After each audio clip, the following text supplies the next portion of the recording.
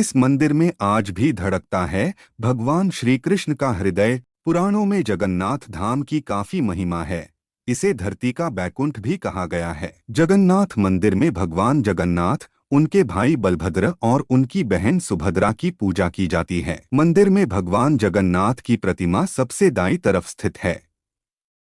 बीच में उनकी बहन सुभद्रा की प्रतिमा है और बाईं तरफ उनके बड़े भाई बलभद्र बलराम विराजते हैं। महाप्रभु जगन्नाथ श्री कृष्ण को कलयुग का भगवान भी कहते हैं। ऐसी मान्यता है कि मंदिर में मौजूद प्रतिमा के अंदर ब्रह्मा जी का वास है।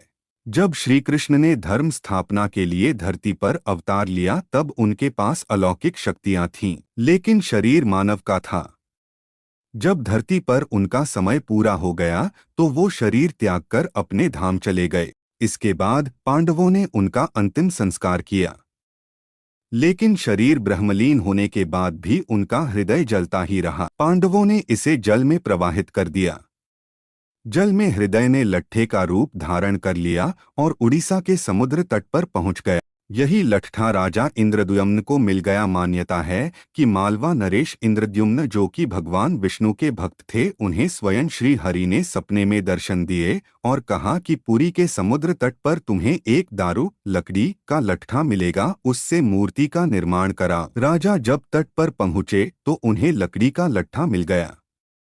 अब उनके सामने यह प्रश्न था कि मूर्ति किनसे बनवाए। कहा जाता है कि भगवान विष्णु और स्वयं श्री विश्वकर्मा के साथ एक वृद्ध मूर्तिकार के रूप में प्रकट हुए। वृद्ध मूर्तिकार ने कहा कि वे 1 महीने के अंदर मूर्तियों का निर्माण कर देंगे, लेकिन इस काम को एक बंद कमरे में अंजाम देंगे। 1 महीने तक कोई भी इसमें प्रवेश नहीं करेगा, ना कोई ताक झांक करेगा, चाहे वह राजा ही क्यों न हो। महीने का आखिरी दिन था। कमरे से भी कई दिन से कोई आवाज नहीं आ रही थी, तो कौतूहलवश राजा से रहा न गया और अंदर झांककर देखने लगे। लेकिन तभी वृद्ध मूर्तिकार दरवाजा खोलकर बाहर आ गए और राजा को बताया कि मूर्तियां अभी अधूरी हैं, उनके हाथ और पैर नहीं बने हैं।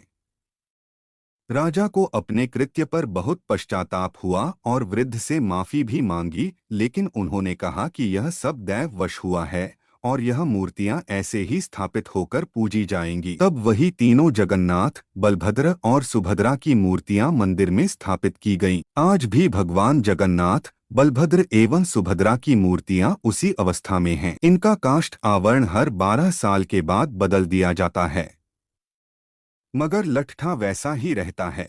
जब मंदिर के पुजारी इस लट्ठे को बदलते हैं तो उनकी आंखों पर पट्टियां बंधी रहती हैं और हाथ कपड़े से ढके रहते हैं।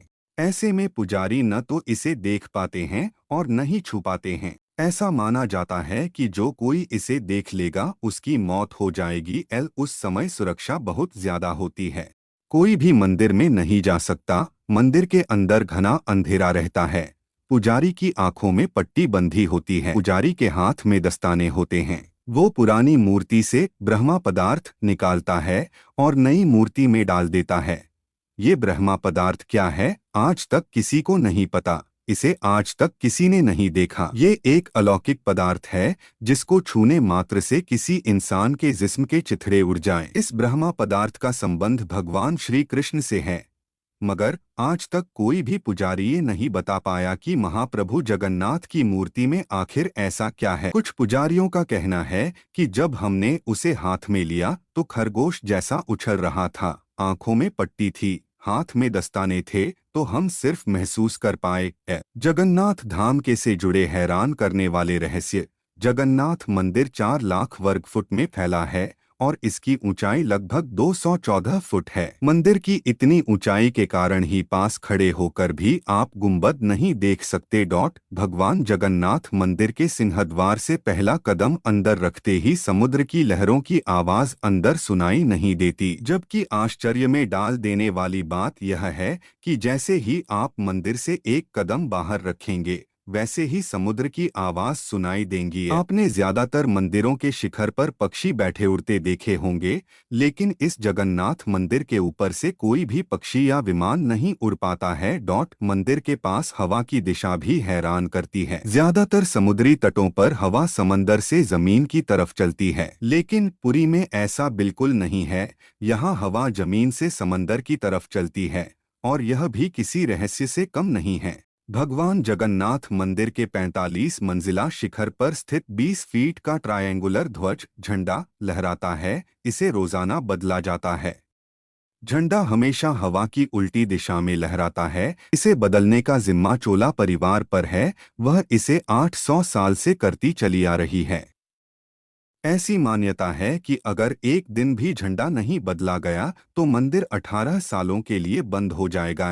भगवान जगन्नाथ मंदिर के शिखर पर एक सुदर्शन चक्र भी है, जो हर दिशा से देखने पर आपके मुंह आपकी तरफ दिखता है। विज्ञान के अनुसार किसी भी चीज पर सूरज की रोशनी पड़ने पर उसकी छाया जरूर बनती है, मगर इस मंदिर के मुख्य शिखर की कोई छाया या परछाई दिन में किसी भी समय नहीं बनती, दिखती ही नहीं है।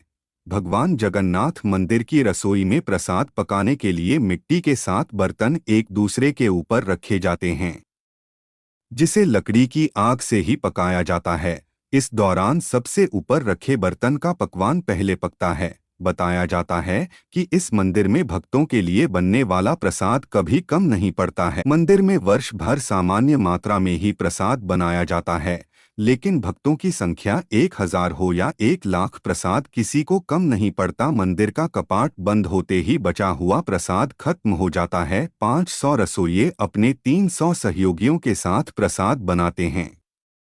जगन्नाथपुरी हिंदू धर्म के 4 धाम बद्रीनाथ, द्वारिका, रामेश्वरम और जगन्नाथपुरी में से एक है। कहा जाता है 3 बद्रीनाथ, द्वारिका और रामेश्वरम की यात्रा करनी चाहिए, उसके बाद ही जगन्नाथपुरी आना चाहिए। पुरी में स्थित विश्व प्रसिद्ध श्री जगन्नाथ जी के मंदिर के दक्षिण द्वार के पास श्री हनुमान जी की मूर्ति का अद्भुत रहस्य है। कहा जाता है कि मंदिर के पास स्थित समुंदर की लहरें कभी भी मंदिर के प्रांगण में आ जाती थी, जिससे वहां लगभग हर वक्त स्थिति आपदा वाली रहती थी, जिससे वहां पर आए भक्तों को उससे बहुत दिक्कत होती थी। इसको रोकने के लिए जगतगुरु आदिशंकराचार्य जी ने दक्षिण द्वार पर हनुमान जी की मूर्ति स्थापित कर उनका आह्वान किया और समंदर को रोक कर रखने की प्रार्थना किया। लोक कथाओं में वर्णित है कि उसके बाद हनुमान जी की कृपा से समुंदर के द्वारा पुरी में कभी भी कोई भी प्राकृतिक आपदा नहीं आई है। जगन्नाथ मंदिर में मूर्ति पूजा नहीं होती है, मूर्तियां केवल दर्शनार्थ रखी गई हैं।